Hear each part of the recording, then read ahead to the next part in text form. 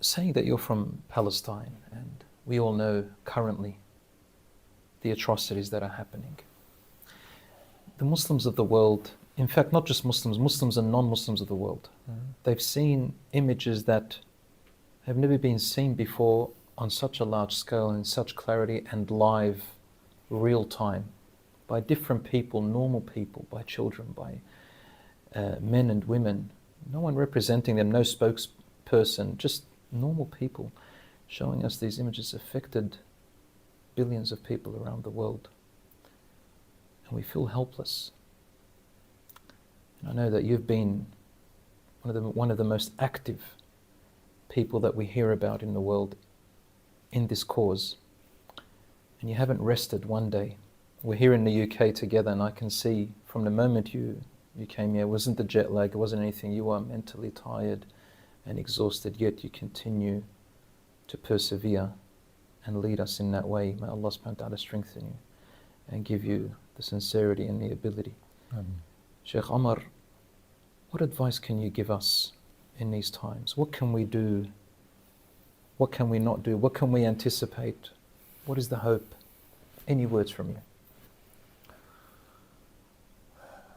ظاهرين على الحق. They are clearly upon the truth. لعدوهم قاهرين. A thorn in the side of their enemies. لا يضرهم من خذلهم ولا من خالفهم. They're undeterred by those who have betrayed them and those who have waged war upon them. And they will be that way until the command of Allah comes. وهم كذلك, and they'll remain that way. SubhanAllah, a few days ago I was thinking about this. It was the first time I thought about this hadith this way. And perhaps it can be some benefit if I can be coherent about what my thoughts are here. It's like, what if I could have those qualities? If they have those qualities, if that's what's making them so special while they're holding the fort down there, how do we manifest those qualities? ظاهرين على الحق. Unambiguous right now in the truth. This is not a time, Shaykh, this is not a time to be coward.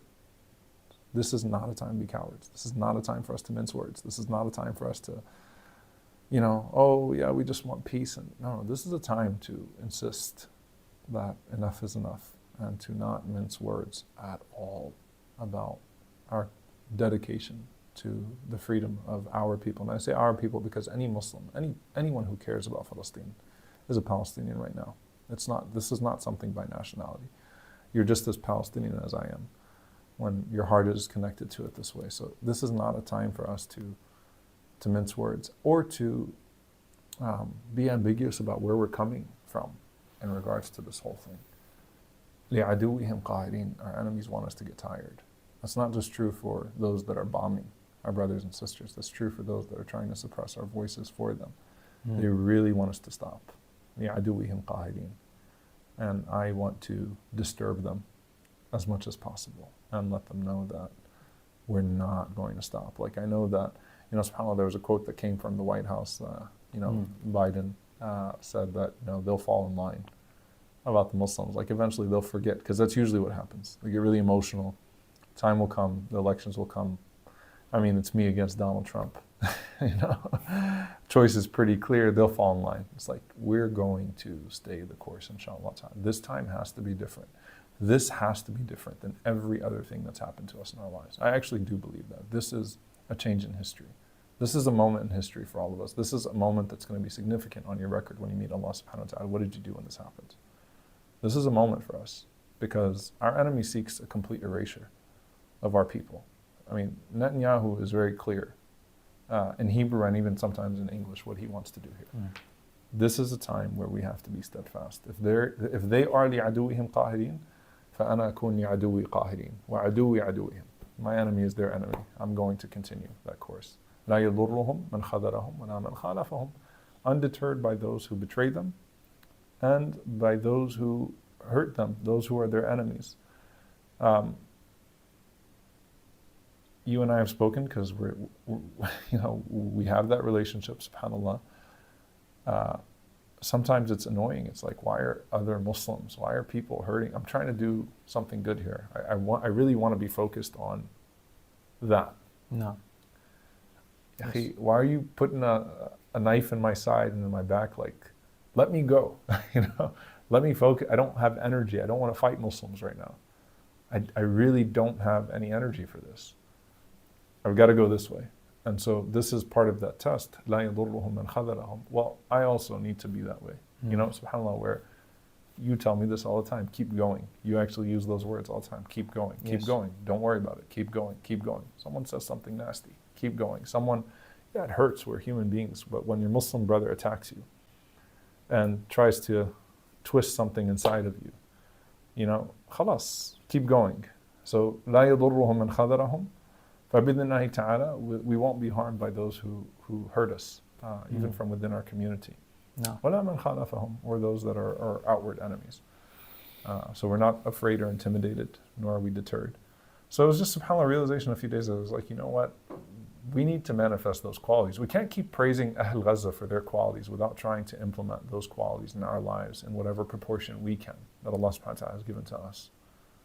They're not like these people just to be admired. They're Yes. these people to be followed. You know, there's something there. There's a special ingredient. Like Shaykh, these people are awliya. These people are awliya. I mean, who can look at this man, subhanAllah, Abu Diya, Ruh al-Ruh, you know, who buried his granddaughter and not say, like, that's not a, these people are awliya of Allah Azza wa The Jalla. one who looked at his granddaughter and said, she is the soul of my soul. It's amazing what kind of an impact just that one man has transformed a long history of a stereotype against that particular look to a human look and to a peaceful look and to a man of leadership and faith and power and strength and justice.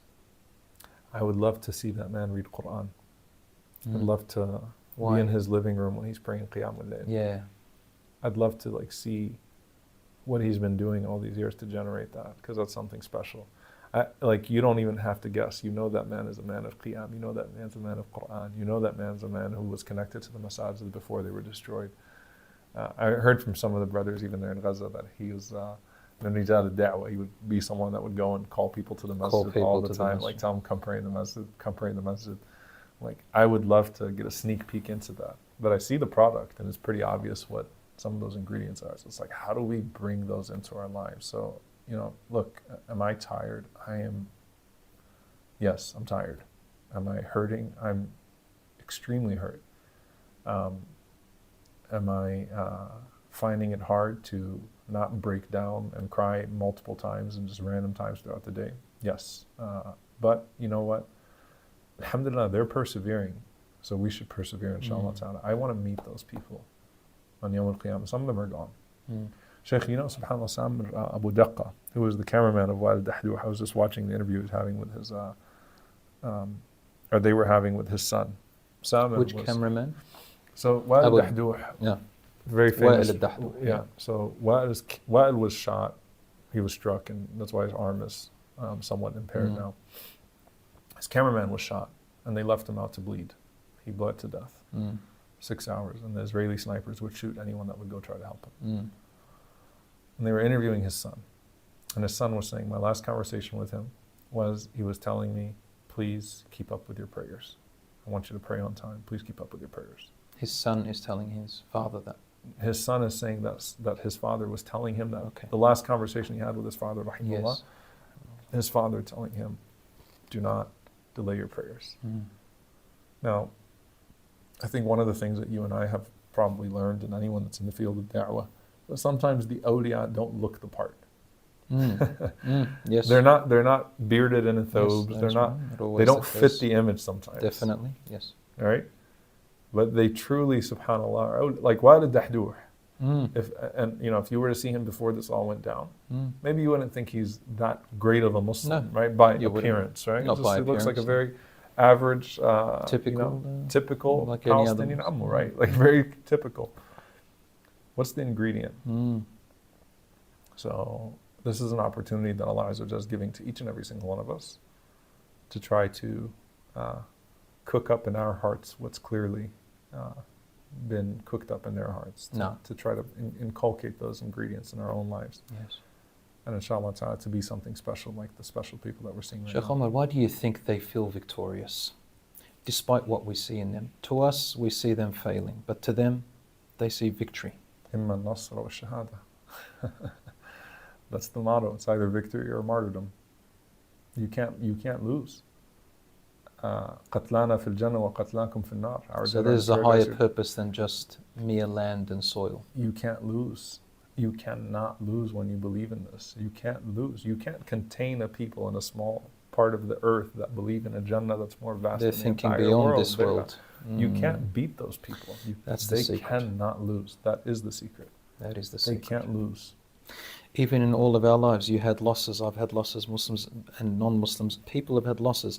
And the thing about our hope is, well, for me, for example, and I'm sure it's the same for you, we know there is a hereafter. We know this is only the first chapter. This is just a short life, but there's something else. So it's not the end. And we don't hook our hearts onto a temporary world. This temporary world is going to betray you. It's been set up to break your heart. So why follow it as if it's a paradise? Shaykh Omar, are you in line?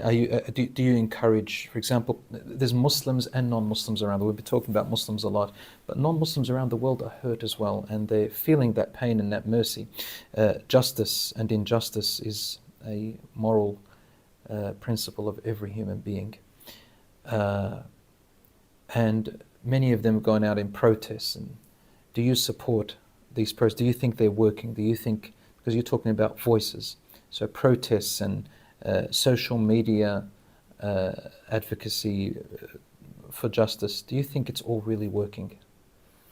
Shaykh, if the only thing that came out of these protests were that the people of Palestine did not feel alone, then to me it's worth it. I'm so serious, subhanAllah. Like the fact that Ahl Gaza thank the rest of the world for going out in the streets and say, please keep it up, need your solidarity. The fact that they don't feel alone. Feeling alone is a miserable feeling. To feel isolated in your pain. To feel like people have forgotten you. And when we look in the seerah of the Prophet ﷺ, this is a profound concept. Like, you're not forgotten. You're not alone. SubhanAllah, I was reflecting on this actually in some talks I just gave, and I don't even remember which convention. I think it was the Mass Convention. I just came from Chicago, Shaykh. But it was interesting, in like the loneliest episodes of the Prophet ﷺ, it's as if there's one person that's there always. So, As-Safa, when everyone turned their backs, it was little Ali, radiallahu ta'ala anhu, right? He says, Ya Rasulullah, I've got you. You know, I'm with you, Ya Rasulullah. Sallallahu alayhi wa sallam. Ali radiallahu anhu was there. In Ta'if, as alone as he was, Allah put Zayd radiallahu anhu. Zayd ibn Haritha was there. When they dumped the guts on his back, sallallahu alayhi wa sallam, Fatima radiallahu anha, even though it's painful, she was there, right? There's always just like one person there. It's like, I want to be that one person that's there for the people of Gaza. If it's even one person, subhanAllah. But just for, even if they know through us that they're not forgotten, that we're going to do everything we can, even if they feel the solidarity, to me that's worth it. But it is strategically, any political analyst would say that this has been a strategic nightmare for Israel. It's been a PR nightmare for them, and that public opinion is shifting rapidly around the world, especially with young people who are less hostage to legacy media outlets and traditional forms of media that are much more suppressive in regards to the Palestinian narrative.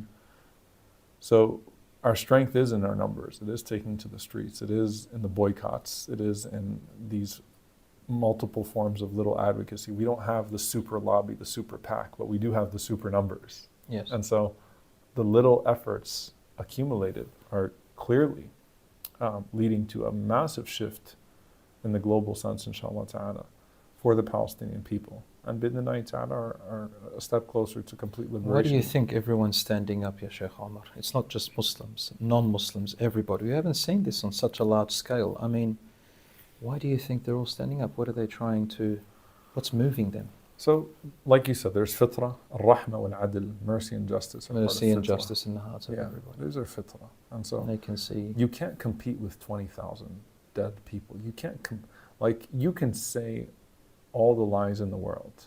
You can't keep pulling the cover over people's eyes and hiding all of these atrocities. People are not stupid. People see it. And you keep discrediting yourself with the lies, and the IDF is probably the most discredited body in the world at this point. In fact, the entire Israeli government, right? I mean, just it's a discredited body. I mean, they've lied so many times now and been caught in their lies. Even to where like New York Times and Washington Post are like doing investigations. Like these are outlets that used to just parrot IDF propaganda without any type of critical insight. Now they are actually doing investigations on the claims, lie, lie, lie, lie, lie. But you know what's definitely true are these dead people. You're starving a population of over 2 million people. White phosphorus bombs, hellfire missiles, dumb bombs they call them, indiscriminate bombing on civilian populations. You know, when I really knew the narrative had turned, I'll tell you exactly where it was. Wolf Blitzer, who is a Zionist, you know, journalist at CNN. I don't know if he claims to be a Zionist, but I'll just say, I mean, his coverage has always been extremely sympathetic to the Israeli narrative. And he's interviewing an Israeli commander, and they had dropped a missile on a refugee camp. I forget which one. It's, 2 a.m. here, where we are right now, subhanAllah, so I forget which refugee camp it was. But they dropped a missile on a refugee camp, killed over 400 people. And, you know, the IDF commander says, thinking that, no, you know, he's not going to be challenged, he says, yeah, well, there may have been a Hamas commander there. So Wolf Blitzer responds, even he gets shocked. And he goes, so you're saying you dropped a bomb on 400 civilians because there might have been a Hamas commander? You're not even sure? Like, this is getting so ridiculous that even the traditional outlets of ridiculousness are starting to question how ridiculous it is coming from them. The narrative is shifting. It's working. We're putting pressure, alhamdulillah. We can't let our governments just continue to operate business as usual. Wherever you are, you have to do your part. You have to obstruct. No one can go back to business as usual while genocide is unfolding. You'll be asked about this. You'll be asked about this. You know, what did you do? This was happening in front of your own 2 eyes. Did you just pretend like nothing was happening, just go to work and live your life? We have to obstruct until it stops, inshallah ta'ala. So our strength is in our numbers, bidhnillahi ta'ala, and hopefully in our resilience to keep it going, inshallah.